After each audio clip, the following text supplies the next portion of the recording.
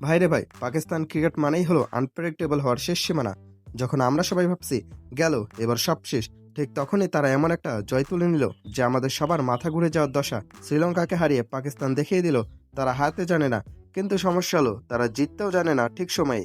সানাকা যখন তাণ্ডব চালাচ্ছিলেন তখন মনে হচ্ছিল পাকিস্তানের বোলাররা যেন স্রেফ দর্শক, কিন্তু শেষ পর্যন্ত কুদরত কা নিজাম কাজ করলো, জয় এলো। কিন্তু এই জয়ের আনন্দ যেন বিরিয়ানির প্যাকেটে এলাচ পড়ার মতো, সবই আছে শুধু সাতটাই মাটি।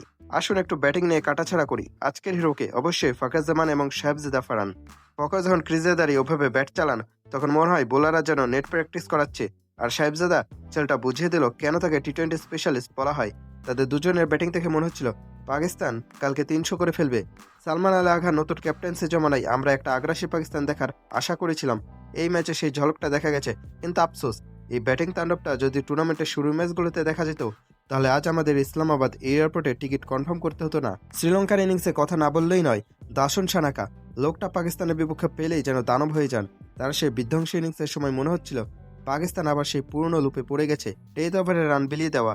আমাদের পেসাররা ইয়র্কার মারার চেষ্টা করেছিলেন ঠিকই, কিন্তু সেগুলো হয়ে যাচ্ছিল ফুল টস। জয়টা আসলেও বোলারদের জন্য স্বস্তি ছিল না, বরং সাহেবজাদার সেই ক্যাচ আর ফকরের পাওয়ার হিটিংই মূলত ম্যাচটা বের করে এনেছে।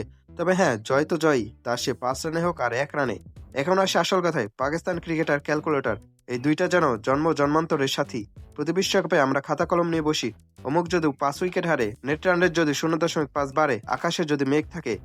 এবারও ভক্তরা প্রার্থনা করেছিল যেন কোনো মিরাক্কেল ঘটে, কিন্তু মিরাক্কেল ঘটলেও লাভ হলো না, কারণ অন্য দলগুলো আর পাকিস্তানের জন্য অপেক্ষা করেনি। জয়টা এলো ঠিকই, কিন্তু সেটা কেবল নামের পাশে 2 পয়েন্ট যোগ করার জন্য। সেমিফাইনাল ওটা এখন টিভির পর্দায় দেখতে হবে সালমান আলী আখার বাহিনীকে। পরবর্তী গন্তব্য ইসলামাবাদ ইন্টারন্যাশনাল এয়ারপোর্ট, সেখান থেকে সোজা বাড়ি। ফকর সাহেবজাদারা লড়াই করছেন, সালমান আগা চেষ্টা করছেন, কিন্তু দল হিসেবে পাকিস্তান এবারও ক্লিক করতে পারল না। একগুচ্ছ আফসোস আর একটা সান্ত্বনা জয় নিয়ে বাড়ি ফিরছে ম্যান ইন গ্রিনরা।